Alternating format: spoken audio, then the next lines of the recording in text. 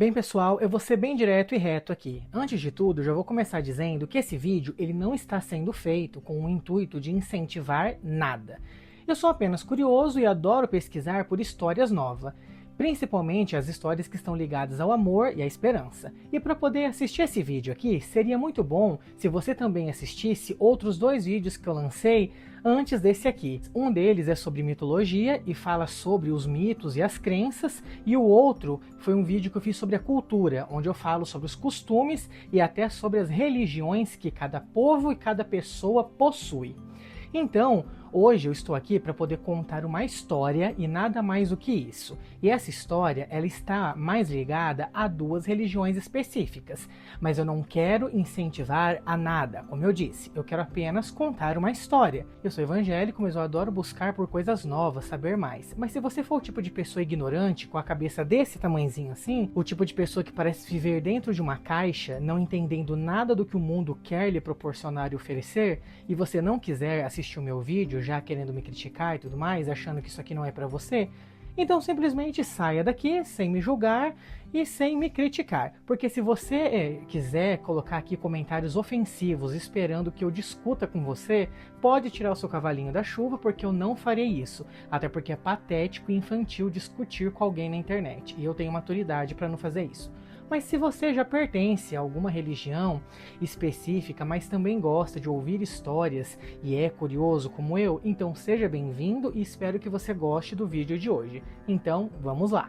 Bem, pessoal, a história que eu contarei hoje é a história de Maria Mulambo, uma história que parece ter nascido da dor, mas florescido no amor.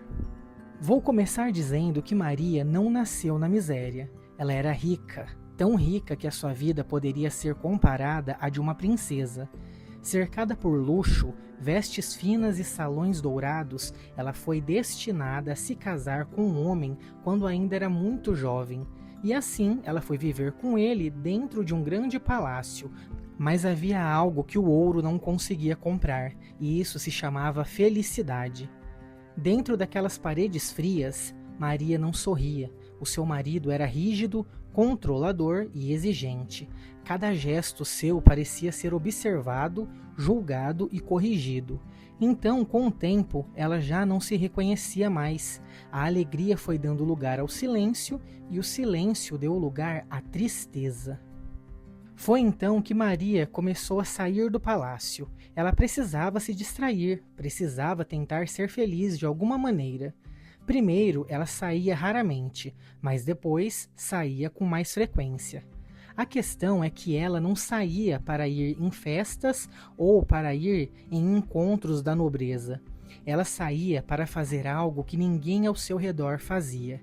Ela ia até os pobres. Maria caminhava entre casas simples, encontrava camponeses esquecidos, crianças com fome, idosos abandonados, e levava a eles tudo o que podia.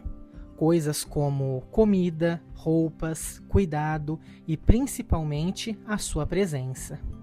Maria enxergava quem ninguém via, isso porque enquanto os nobres ignoravam os pobres, ela se aproximava deles. Enquanto muitos os julgavam, ela os acolhia. E assim Maria tornou-se uma mulher feliz outra vez. Ela encontrou felicidade fazendo o que gostava. Encontrou felicidade ajudando as pessoas. E assim, em um desses dias, ela conheceu um homem que era viúvo. Ele não tinha riquezas, não tinha títulos, não tinha poder, mas tinha algo que Maria nunca havia encontrado dentro daquele palácio. Esse homem tinha verdade. E assim, em uma simples conversa, algo aconteceu.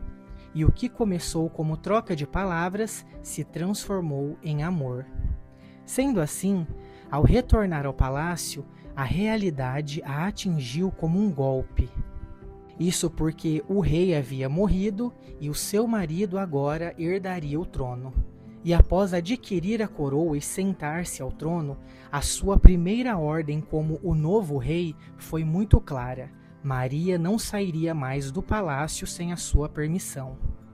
Mas o amor não entende decretos, e mesmo sob vigilância, Maria encontrava maneiras de escapar. À noite, em silêncio, ela fugia para encontrar aquele que lhe devolvia o que ela havia perdido, e isso era a vontade de viver. Então, certo dia, vendo a dor nos olhos dela, o seu amado fez uma proposta, dizendo a ela: "Vamos embora daqui, vamos começar de novo, longe de tudo, longe de todos, longe daqui."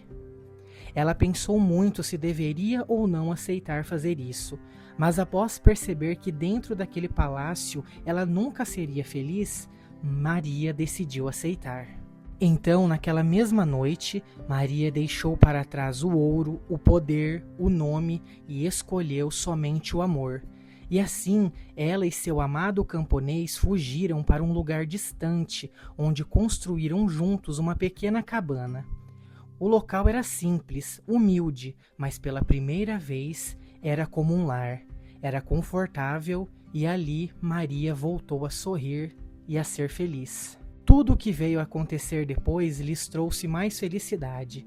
Maria e o camponês haviam se tornado um casal totalmente abençoado. Eles eram muito felizes juntos, até que após alguns meses, uma nova esperança floresceu. Isso foi porque Maria sentiu que dentro do seu ventre ela carregava uma nova vida. E assim, após contar ao seu amado, os dois ficaram muito contentes e decidiram celebrar, como quem recebe um milagre. Aquela criança seria mais do que um filho, seria o símbolo de uma nova história, livre de dor. Mas a felicidade deles não ficou escondida por muito tempo. O problema começou quando essa notícia se espalhou e logo chegou até o rei. E ao ouvir aquilo, ele não a perdoou. Cego pela raiva e pelo orgulho ferido, ele ordenou que os seus soldados encontrassem Maria. Para ele, aquilo não era apenas uma traição, era uma afronta ao seu poder. Sendo assim, os soldados a procuraram incansavelmente. E quando finalmente a encontraram, morando com um camponês naquela simples cabana, não houve piedade. Maria foi levada até um riacho e ali sua vida foi tirada e seu corpo foi lançado nas águas e logo se afundou no silêncio.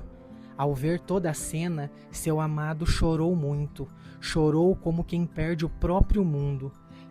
Ele havia perdido Maria e o futuro que sonhavam juntos. Mas, dias depois, algo começou a mudar. Ao redor do riacho, flores começaram a nascer. Flores belas, muito coloridas e com um perfume doce e impossível de ignorar. O lugar da morte se tornou um lugar de beleza. E sentindo que algo não estava certo, o camponês decidiu mergulhar naquelas águas para tentar encontrar alguma resposta. Mas o que ele encontrou debaixo da água o deixou sem palavras. O corpo de Maria estava lá, no fundo do riacho, intacto. Não havia decomposição, não havia dor. Maria parecia totalmente em paz. Sem contar que ela não estava mais usando as vestes de camponesa. Ela estava linda, era como se tivesse voltado a ser a princesa que um dia foi. E ao ver o corpo de sua amada ali, o camponês o retirou do riacho e chamou todos aqueles que Maria havia ajudado. Os pobres, os esquecidos, os marginalizados, e todos vieram, e juntos deram a ela um funeral digno que nunca teve em vida. Seu corpo então foi cremado, e suas cinzas foram entregues ao vento, mas não com o propósito de desaparecer, mas sim para se espalhar. E foi então que algo começou. Não apenas uma história, mas uma presença. Relatos surgiram. Pessoas começaram a dizer que nos momentos mais difíceis elas sentiam a ajuda chegar. Alguns afirmavam ver uma mulher simples, mas envolta em uma paz inexplicável. Outros diziam apenas que, de repente, não se sentiam mais sozinhos, e havia algo em comum em todos esses relatos. Ela ajudava os esquecidos, os rejeitados, os que ninguém via, como se, mesmo após tudo que ela passou, ela tivesse escolhido continuar. E assim, Maria deixou de ser apenas Maria. Ela se tornou Maria Mulambo. Seu nome, que um dia foi usado como desprezo, se tornou símbolo de força. E enquanto a sua presença se espalhava como um consolo entre os camponeses, outra coisa bem diferente acontecia no palácio. Isso porque o rei começou a ruir. Primeiro vieram as noites sem sono, depois os pensamentos que não cessavam, e então ele começou a ter visões. Ele via Maria, sentia sua presença. O passado que tentou apagar voltou com força, e não havia mais como fugir. A culpa tomou conta de tudo. O poder já não trazia controle. O trono já não oferecia segurança. Seu reino, antes grandioso, começou a cair, porque nenhuma estrutura se sustenta quando é construída sobre dor. Seus dias terminaram em isolamento, confusão e arrependimento. Sem redenção, sem perdão público, apenas o eco de suas escolhas. E o homem que amou Maria seguiu vivendo, mas não como antes.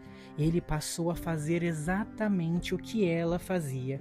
Ele ajudava, acolhia e cuidava.